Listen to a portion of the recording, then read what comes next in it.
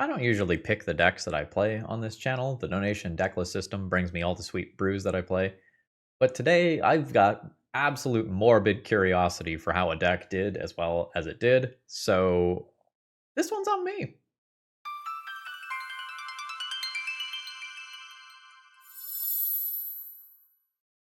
Phil from the future here. This deck rules. I think this is my favorite deck that I have played on the channel in probably the last 6 months, if not the last year. This league is absolutely awesome. Consider making time for the whole thing, even if you have to do it over the course of a couple of days. Oh, and by the way, I'm doing some fundraising, so consider leaving a like and comment on the video. I've got an entire house worth of insulation to replace, and it is going to be expensive. All right, enjoy the show. It's great, honestly. Hello folks, Phil Gallagher, aka ThrabenU here for another Legacy video, and today we're playing with a deck that top-aided the Showcase Challenge, and you might not believe me when I show you this deck list. This is going to be one where we're going to read a lot of cards. This is a Death and Taxes adjacent deck list, but it is certainly not Death and Taxes. But it's not quite something like Initiative Stompy either. This is maybe closest to like a Soul Sisters deck. But we've got Ancient Tomb and Chrome Mox here too. Part of the deck you're probably familiar with is the whole Guide of Souls Ocelot Pride thing. You may or may not be sick of that at this point. But we are going to be playing a large number of cards with the Warp mechanic here. So Warp is, you may cast this card for its Warp cost from your hand. You exile this creature at the beginning of the next end step, and then you may cast it from exile on a later turn. So, for example, Haliya, Guided by Light, says whenever it or another creature or artifact you control enters, you gain 1 life. At the beginning of your end step, draw a card if you've gained 3 or more life this turn, which is something that is very, very possible for a deck that looks like this one. Now, the other side of Warp is you exile this, but you can then play it from exile later on. You can play these Warp cards, use them to trigger Guide of Souls, gain your life, maybe make your cat with Ocelot Pride, and then properly cast it a little bit later on. Now, we're not going to be playing these cards that fairly, but let's look at the other Warp cards real quick. So we have Starfield Shepherd. This is a 3/2 flyer. When it enters, search your library for a basic Plains card or a creature card with mana value 1 or less, reveal it, and put it into your hand.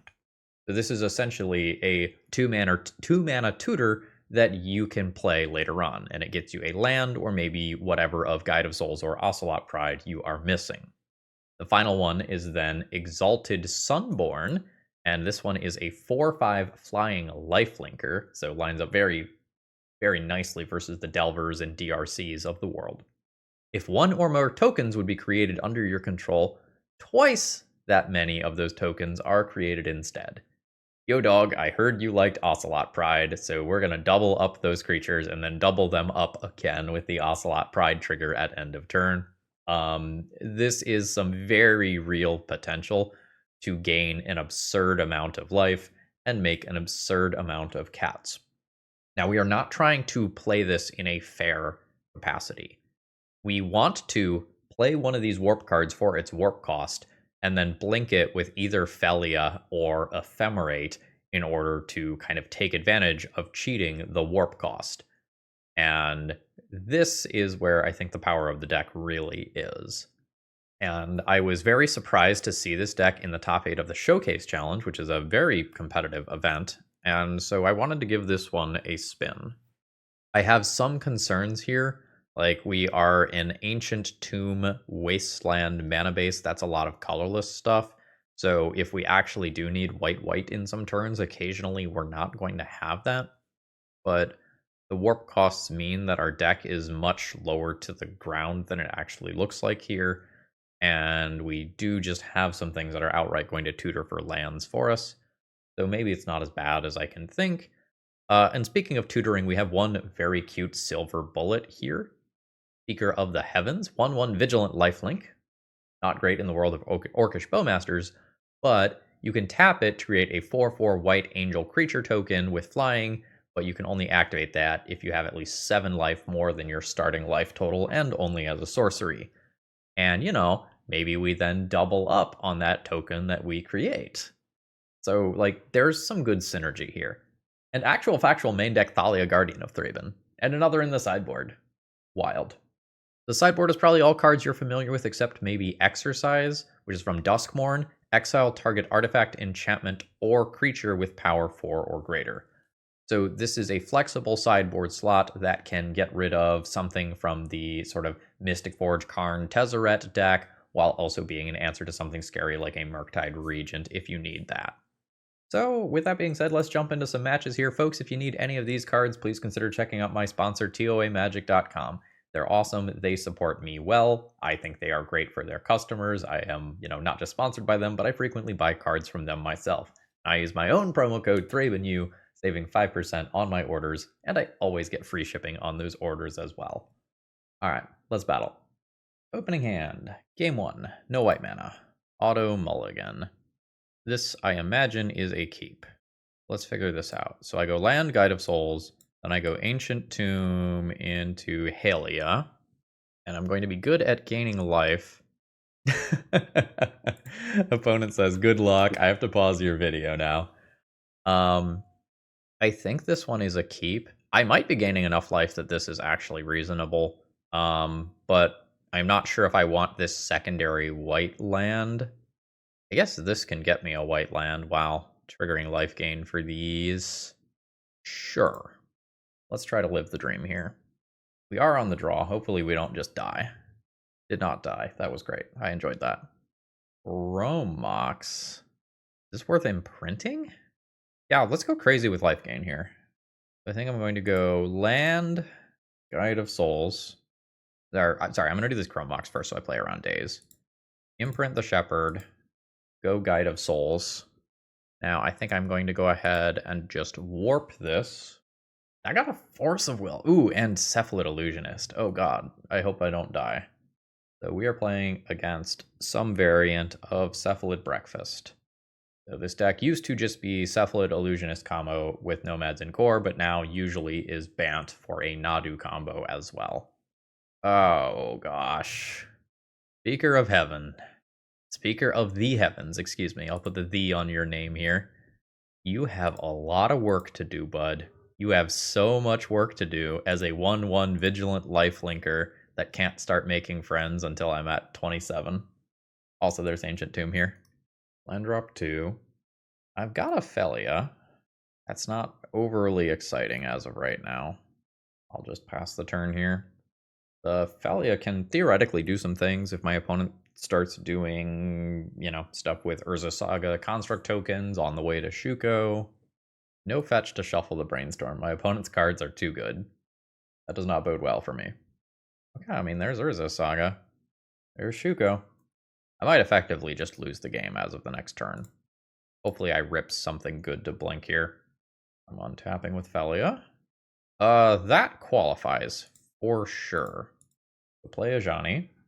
Make my cat. Go to Punchies. Send in. Phelia trigger. Blink the Ajani. Opponent's at 14. End of turn. I will return my cat. Still not anywhere close to the 27 I need for this. And I am dead on board effectively to Cephalid Illusionist. And Nadu is what I would consider real fucking bad. Yeah, there we go. Real fucking bad indeed. Opponent fetching in response. Revealing Cephalid Illusionist. And there's a land. We're dead. In case you're not familiar with the combo, my opponent can now repeatedly target Cephalid Illusionist with Shuko and mill themselves out, and then dread return Athos's Oracle. And I have no recourse versus that. I'm going to let my opponent mill themselves out so I can take a quick look at their deck, but I have lost this game. My opponent is now at the point where there is one card in their library, and there is the dread return on Thassa's Oracle. And I am dead. And now I decide how I want to address their combos. The Graveyard Hate stuff does not stop Nadu combo.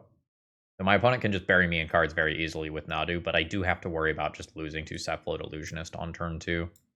Exercise can hit Urza Saga and Shuko, occasionally hitting something else like a construct token too. I have null rot effects that could go after Shuko. Don't know that I am overly excited about Thalia in particular. Thalia seems fine, but my opponent is dropping a surprising number of creatures. I get rid of the Speaker of the Heavens and maybe get rid of a little bit of top end here for some more interaction of some kind. I think I'm going to use this to attack Urza's Saga. I don't have recruiters to find this. I don't know how keen I am about this. I might play a Hearse. There's still just Memory's Journey type stuff in my opponent's deck. I don't know how effective this sort of stuff is going to be. Let's keep some core creatures here. I mean, if I don't die, this is like perfectly cool in a fair capacity, right? Guide of Souls into Phelia, into Warp Creature, attack, blanket. I guess at that point I could just be hard casting this. Maybe this isn't actually good enough. Let's ship this. Yeah, I'm into this. This has multiple Guide of Souls and a way to interact with Shuko or Urza's Saga. I think this is better.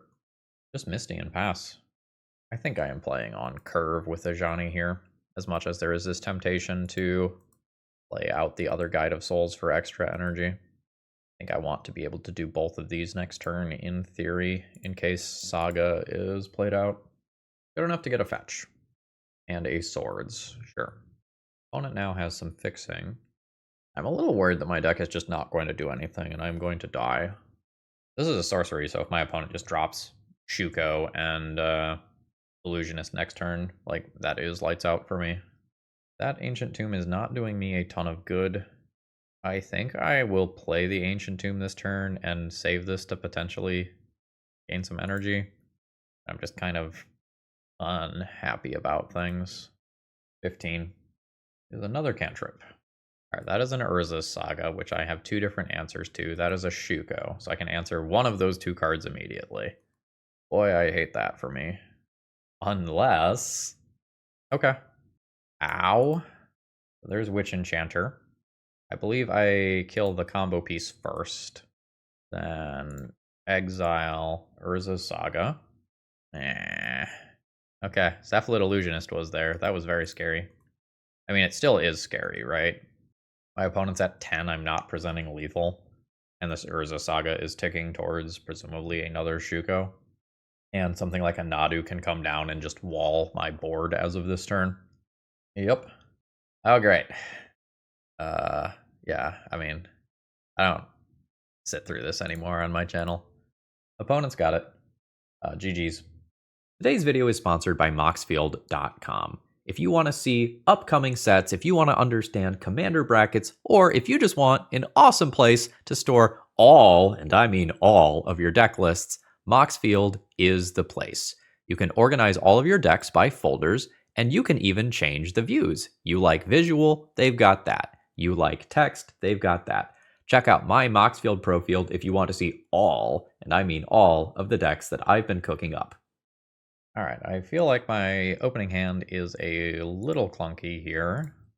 We're going to try Guide of Souls into Thalia, into maybe gain a little bit of extra life off of this. I've got Swords to Plowshares, I've got an initial Tameo checked. We've got a Bauble. So is this a Bauble of a Dragon's Rage Channeler deck? Is this the Bauble of an Emery deck? DRC deck. Okay. So I guess I will just send in, see how my opponent feels about taking one. I believe it is correct to still cast this on curve, even though Daze is a thing. It is so important to resolve this card now, if I can, before Corey Steelcutter comes down, and this just becomes a major pain in my butt. Alright, I have lost a creature, and that's a Force of Will. So we're in a good news, bad news situation. The good news is I am great versus Dragon's Rage Channelers and Murktide Regents. Like, I have two different very efficient removal spells here. But the bad news is that Corey Steelcutter will bury me if I am trying to one-for-one my opponent like this. And the warp cost here is not doing me any favors as of right now. Warp doesn't give them haste or anything like that innately. We could draw an Ephemerate and then do cool things. Wasteland is annoying if I am trying to get to Baneslayer Angel mana, essentially. It's another one of those. Alright. I will pass the turn here. Opponent brainstorms. Every turn that is not Corey Steelcutter makes me happy. That's where we're at. And Volcanic Island Pass. This is fine. I'll play that at my opponent's end step, I guess. Might even wait to play this around days if my opponent doesn't do anything. Yeah, I'm going to wait. Cool. We'll just make that land drop. Because sticking Phelia and then getting to blink this is very real. I think I'll do it now. I don't think I untap with this. I think I'm just trading for a lightning bolt. Alright. Cast for warp. So there was a Force of Will that was then not paid for. That is Petty Theft Phelia back to hand. Okay, sure. So then are you going to let this resolve? Okay. So I don't get to attack with this. I don't get to blink this turn. But due to the warp, I can then cast that from exile later, as you can see here. So that slows me down, but it doesn't actually stop what I was trying to do. Ooh, nice. I will go ahead and pass the turn here. And then I will have Phelia Caracas as an option. Ooh, my opponent is Grixis. Brazen Borrower is fine.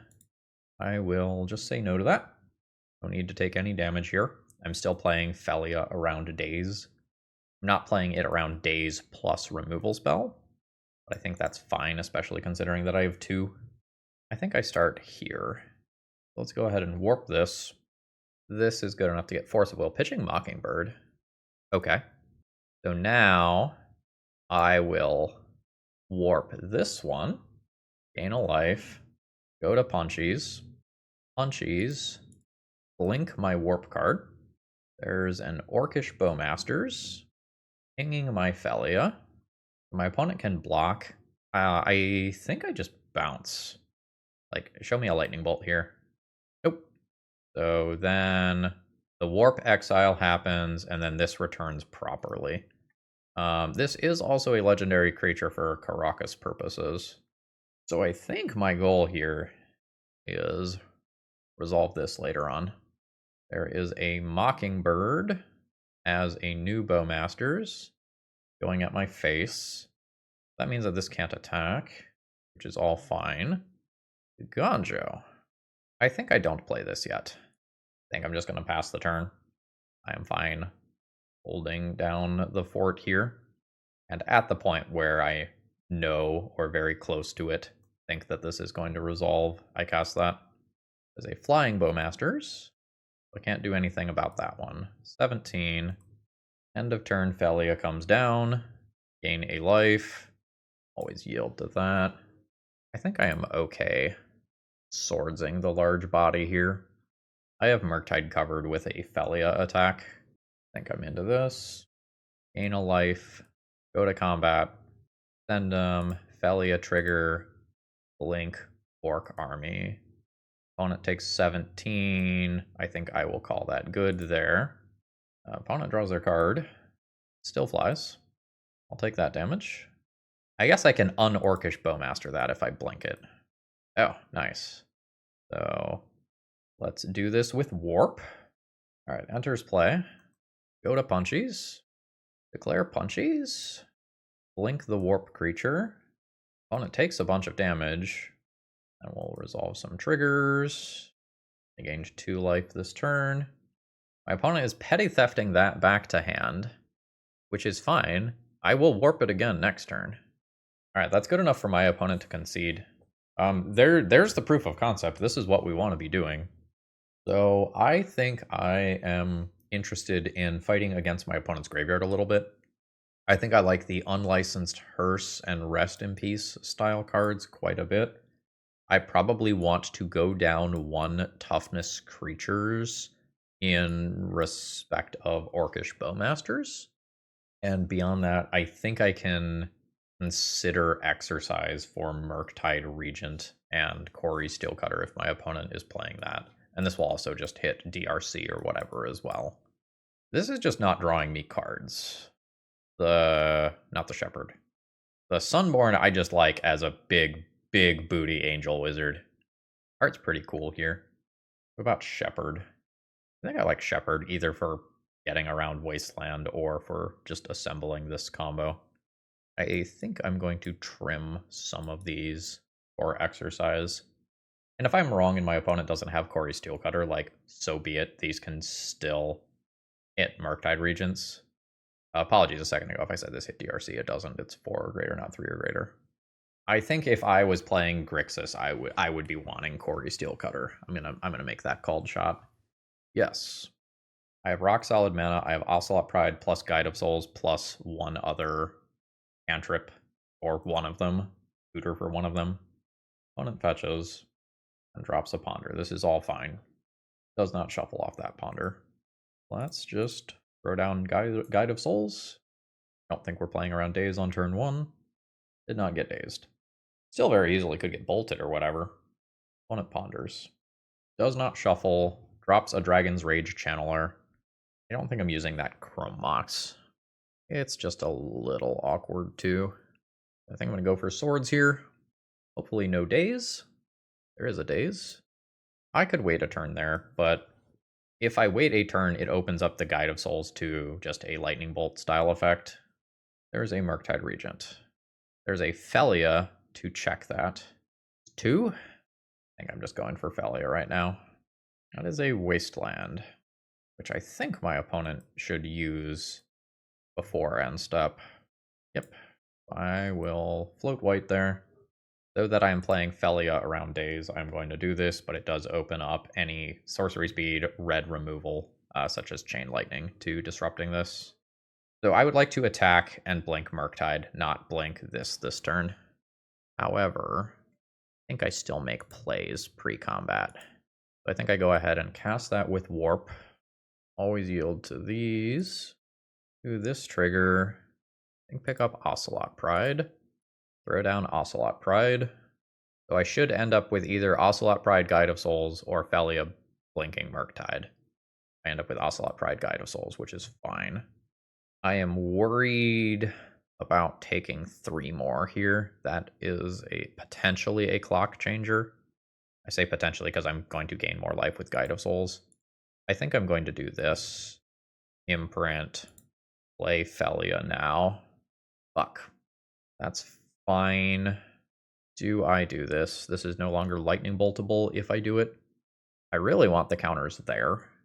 I'm going to make this not lightning boltable. So there's Ocelot Pride trigger and Warp trigger. If nothing else, I can cast this next turn to just be a 3/2 flyer. Ooh, they've still got a post-sideboard Spellbomb. They can Wasteland me to keep me from doing this. And they do. I will eat 6 damage. I'm at 10. Hell yeah. Get your exercise. 1 card remaining. That should do it there. So, send in for 5, do the Ocelot Pride trigger, gain another life. This is a scary board for my opponent. I imagine this is it. Lightning Bolt the Ocelot Pride. Oh no, I only have 5 power in play. My opponent's Spellbomb also does not cantrip. They don't have the appropriate colors right now. So I'm going to go to Punchies. I'm going to Punchies. Bring my opponent to 6. And honestly, I think I just Wasteland them, so Murktide Regent, Corey Steelcutter, those sorts of cards aren't castable. Keeps them further away from playing Brazen Borrower as a chump blocker. And that was a decisive 2-0 in my favor. GG's. Okay. I have lands and spells, but I don't actually think this does anything. It's a 6-card hand that, like, maybe plays a Thalia on turn 1 and a Haliya on turn 2?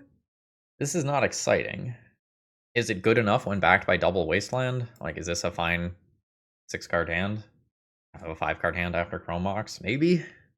Let's keep it for science. Wasteland, good, confirmed. Let's assume that I just need to Wasteland on my turn 1 rather than do anything else. I could technically warp this for 1 life. I don't think I am going to do that yet. Oh, that's not what I was expecting. It is a Planar Nexus Island deck. So probably more like a stock up deck. Witch Enchanter, sure. I'll probably do that as my land this turn, honestly. I'm not getting the mana to warp this and play Ajani immediately.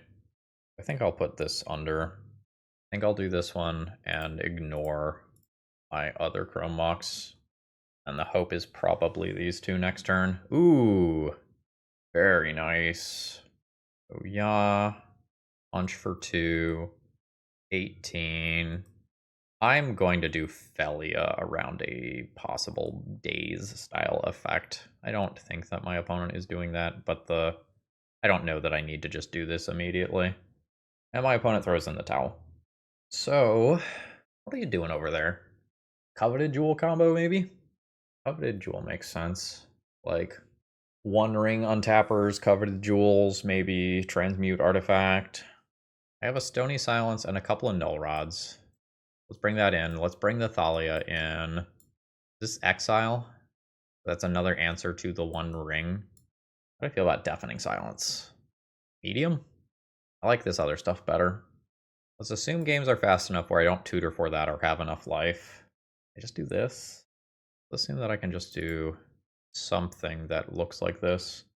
And then depending on what exactly I see this game, I'll decide whether or not I like Deafening Silence. Awkward?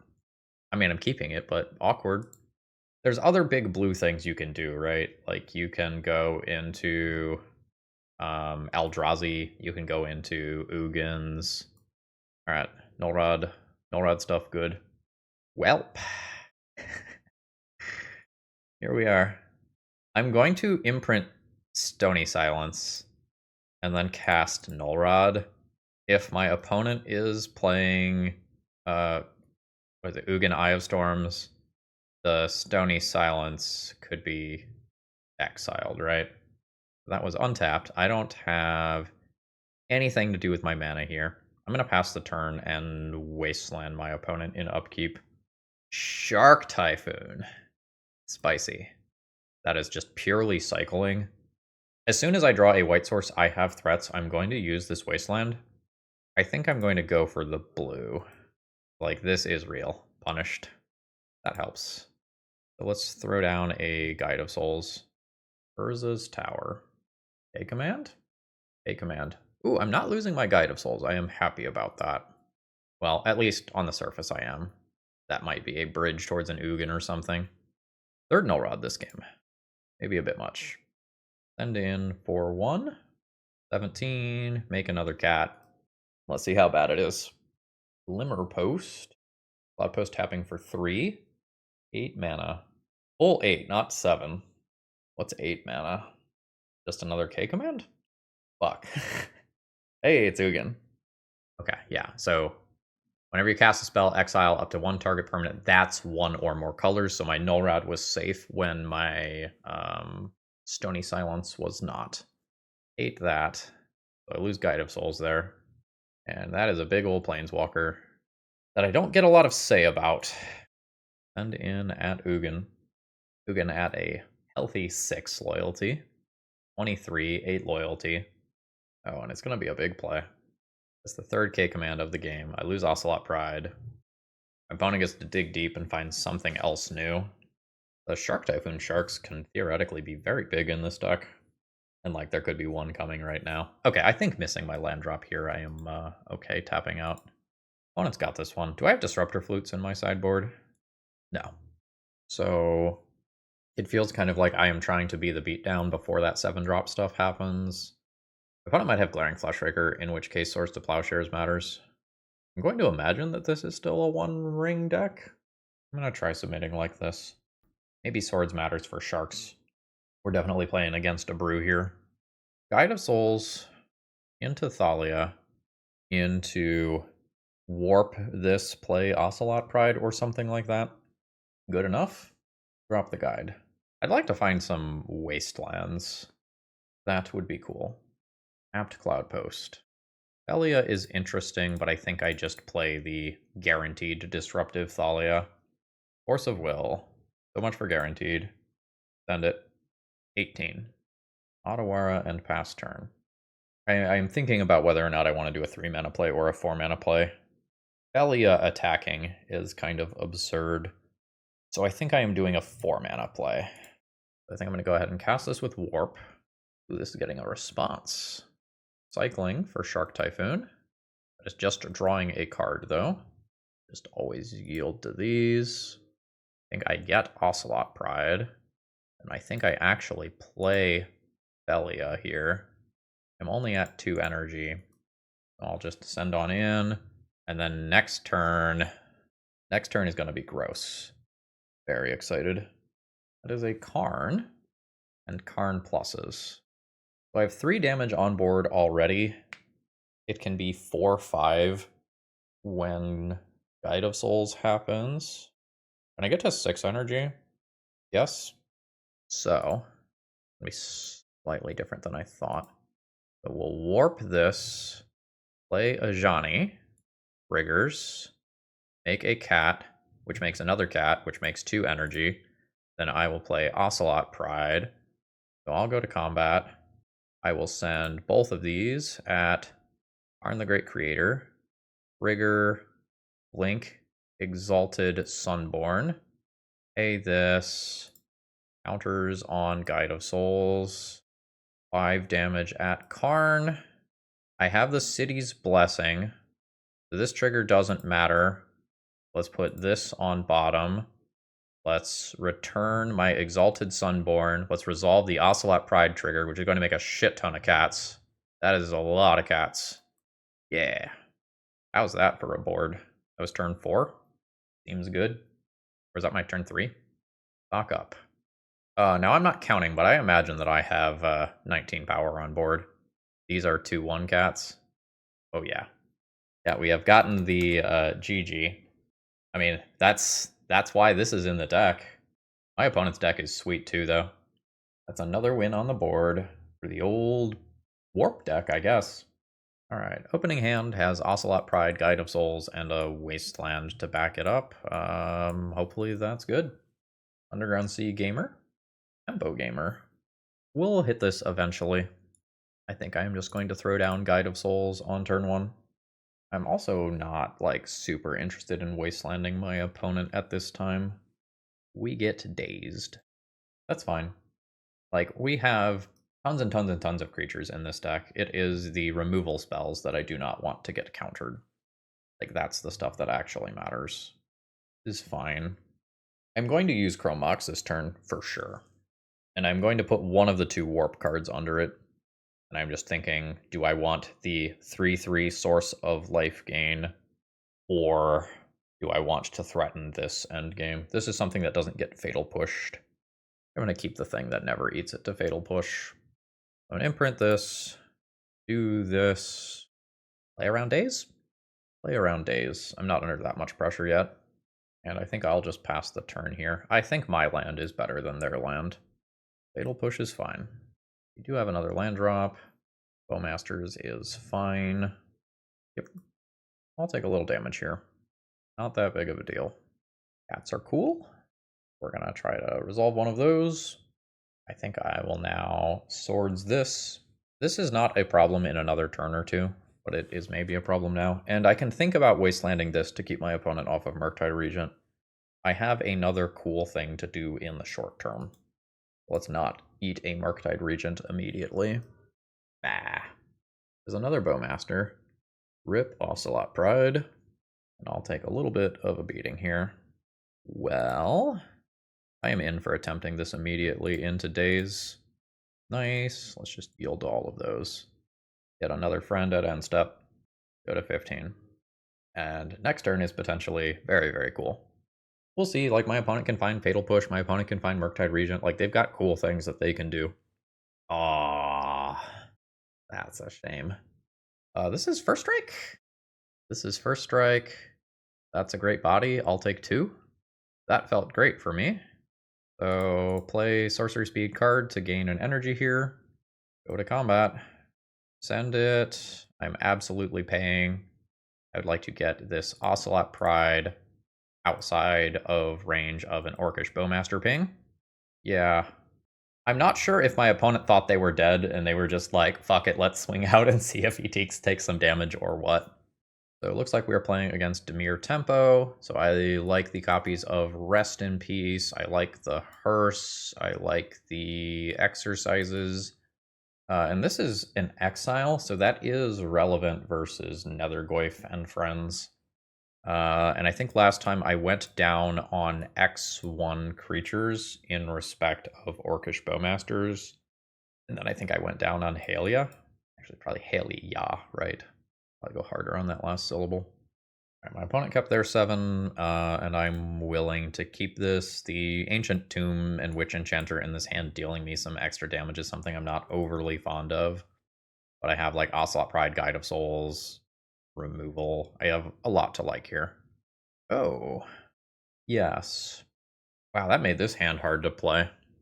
All right, I think I'm going to go Wasteland Your Thing, Chromox, Imprint, Phelia, and just swords this creature immediately. And we're going to respect my own life total as much as possible. Ooh, 8 Force of Will. Technically, I believe I should have cast this on my opponent's upkeep to play around Force of Negation as well. Opponent hits me for 2. Is there no land drop? Ooh, there's no land drop. Well, here's this. Here's this at the cost of 3 life. Here's this, gaining me 1 of that back immediately, and another back at my end step. And Nethergoyf is not a real threat anymore. Opponent does not attack. You're too small! You're too small for my cool spell to work. How sad. Let's warp. Gain a life. That is 3. I'll go to combat here. I'll send in with this. I'll pay this. Ocelot Pride is now immune to being killed by Orcish Bowmasters. Opponent's at 15. I'll move to end step. I will put this trigger on bottom so that I double up on the Ocelot Pride triggers before I lose Exalted Sunborn. Looking good. So I will have this at 5 mana as something that I can cast if I draw any land. Okay, I think I am starting to see the appeal of this deck. It feels like the fast combo matchups are scary, but like if we get paired against tempo, we have the capability of just doing disgusting things on low resources. GG's. I think I've got a tough opening hand here. So I have Thalia on turn 2. I have maybe a Swords on turn 1 for something like a Tamiyo. I have Ephemerate with a Warp card, but it's not like this is the best body to cheat. I think this is a medium hand that gets 2 draw steps to improve itself before things super matter. Honest to goodness, Cavernous Souls. I'll be excited if this is on like Human or some shit. Yeah, Goblin. We're going to qualify that as exciting. Get in here, Goblin Lackey. We are going to send you to the Shadow Realm immediately, but like I am happy to see you. And this will kind of let us know like how our deck does versus another just like fair non-blue creature deck. Fancy looking mountain. Very nice. Goro, Disciple of Ryusei. Creatures in control of haste, 5 mana. Make a dragon spirit creature token with flying. Activate only if you control a modified creature. I am imagining that the 5 mana ability is largely flavor text, but I'm sure there's ways to put +1/+1 counters on goblins. I think I'm going to hold up Phelia here. Like, there's other lines here. Green. Snoop. Reasonable. So, in case you haven't seen this one, play the top card of your library revealed. You can cast goblins from the top of your library.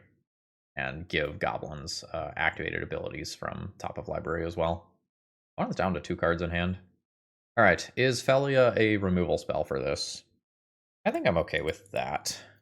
This isn't like the Thalia that could have walled it, but I am a little afraid of my opponent's creatures having haste.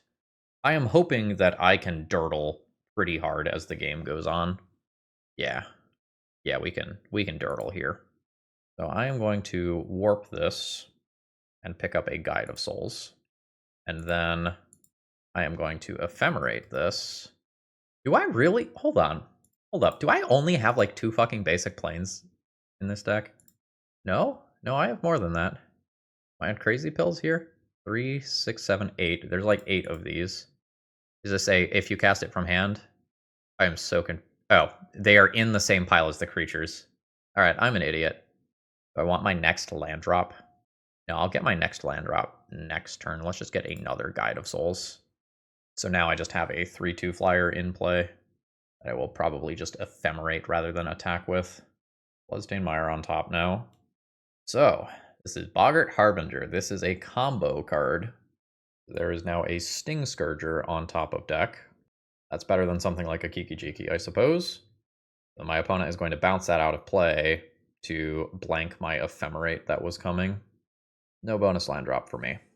So no to Ephemerate. Oh shit. I'm not sure that that really changes anything. Because white mana is the bottleneck this turn. Yeah, white mana is the bottleneck this turn. I think I will go guide. Well, we're always yielding to that. Ocelot Pride. Trigger. Move to end step. Trigger again. My opponent might pay for that. Like, they know they have at least one bad card on top, but they might need to just try to cast whatever is under that. Matron is nutty here. So there's Matron. That is getting a Muxus. Yeah, my opponent can sack out board to cast Muxus. They're sacrificing Matron for Ringleader instead. Ooh, they are food chain goblins. Okay. That gives me another turn to maybe do something broken. So I have 4 white mana this turn. 1, 2, 3, and whatever else I cast. Okay. Wait, can I just hardcast this instead? 3 mana, 2 mana. No, I don't want to do that. So there's Warp. We're going to have some triggers. So now I'll Warp this. Oh boy. Actually, I think I was wrong to play Haliya. Yeah, I was wrong to do that. I'll get another Guide of Souls. Gain a life. 2 Guide of Souls. Gain some more life, because I'd rather just have the extra cats here. I'm going to send in with this and do this multiple times. Actually, I just missed some damage. I was concerned with making it all lifelink. Actually, no, it's probably correct to make it all lifelink, because I just need to survive the next turn. Maybe Haliya gains enough life that it was fine to do. Okay, I have to stack triggers. Warp triggers go on bottom. Draw a card, trigger happens here. Swords is cool, but I don't have a mana. Triggers. Gain more life at end step. Haliya is still in play. Gain life. Warp. Oh my god, I'm at 44. It is still very possible for this Muxus to kill me. Like, very, very possible. But it is a lot. Here it is. Big ol' Muxus. Okay. Honestly, not bad. Horde Master could do some weird things here. The Muxus does not have haste as of right now. So there's Horde Master. There's another Muxus. My opponent can't get to that immediately. So I think I am just killing them in the air here. Hot damn. My deck is sweet. I don't have any Containment Priests. I don't really have additional removal either. Deafening Silence is weird. It like absolutely does some things versus some of my opponent's combo turns. But other times they just cast a Muxus and just bloop, everything is in play. I think I'm going to play Exercise. That can exile Food Chain. But I think in a lot of cases we are straight up racing each other. I think I'm going to go 2 Exercise in, 2 Phelia out. Sorry, 2 Thalia out.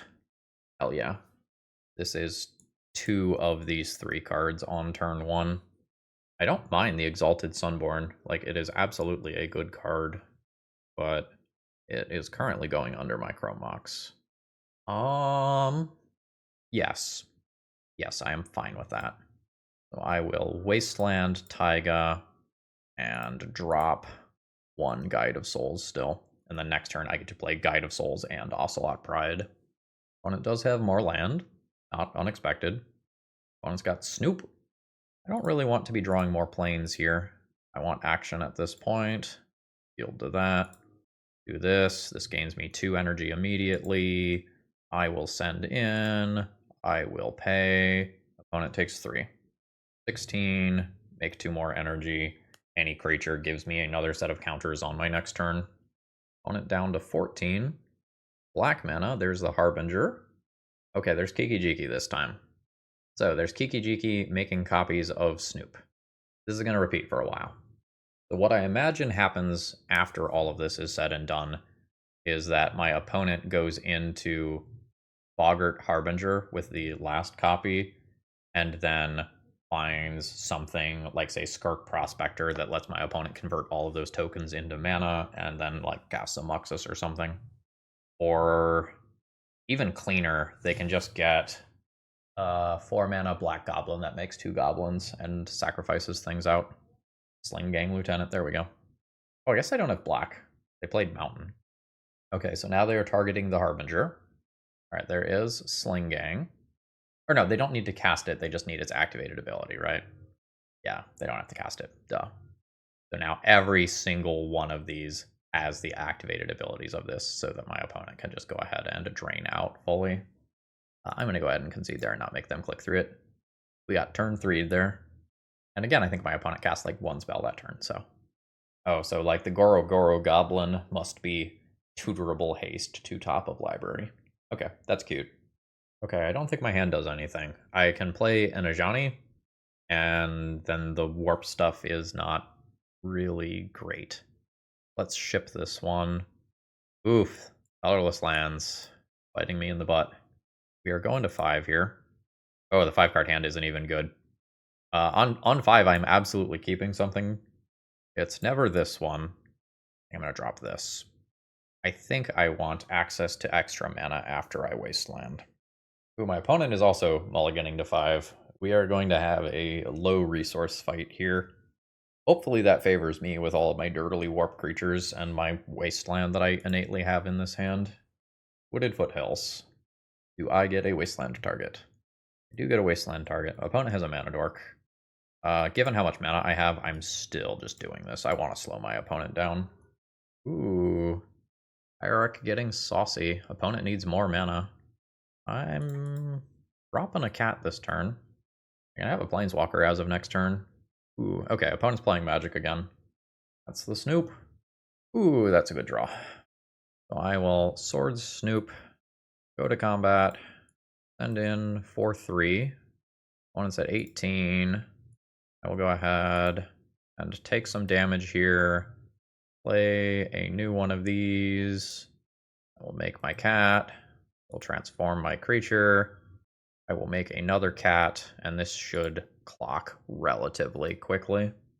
So my goal for the next turn is hopefully to just put a +1/+1 counter on all of my cats and just get in there for a ton of damage.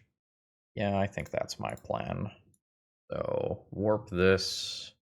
Pick up Ocelot Pride, I think. The first strike is real here. So counter on cats. Send in for a ton of damage. Opponent is taking 9 here, going to 9. And I'm hoping that I'm just presenting lethal next turn. Now let's just plus on some cats here. There are flash goblins. Opponent accepts their fate, goes to -6. And, you know, I would not have believed it if I did not just play through it. But that is a 4-1 finish with this warp deck. Alright, I'm not gonna lie to you. I thought I was gonna be trashing this deck when it came to the end of this video. But hot damn, this deck was actually really darn good. So, overall thoughts on the deck list. I think this deck is probably going to have a negative matchup versus fast combo decks. Like, you don't have main deck, say, Thought Seizes that you might get from a white-black Death and Taxes deck, for example. But if you are playing against mostly fair matchups, the Warp is a ton of ability to grind, because oftentimes when you play one of these cards on the front side, it is doing something annoying enough that it might be worth interacting with. So, for example, if you don't counter this, maybe this is an energy, a life, and drawing a card that is always a relevant creature. Or with Exalted Sunborn, sometimes that is like, I am going to literally make a cat parade if you do not answer this card immediately. So I think this deck is a lot better than it looks. I think if you are expecting a field of things like Dimir tempo, this might be a very, very reasonable thing to play. And since you are not using your graveyard at all, you get to use Rest in Peace and just get that hard no button that covers the Barrowglyphs and the Murktides and the DRCs and the Oops All spells. Like, it covers everything at the same time at the cost of some amount of speed, which hopefully your other sideboard cards cover. Plus, we got to play Thalia, Guardian of Thraben in a video. Like, how cool is that? All right, with that, I think I am going to call it a day here. This was a lot of fun. If you have any thoughts about like how we could adjust the deck list a little further, throw them down in the comments below. All right, I got a podcast to record. See ya.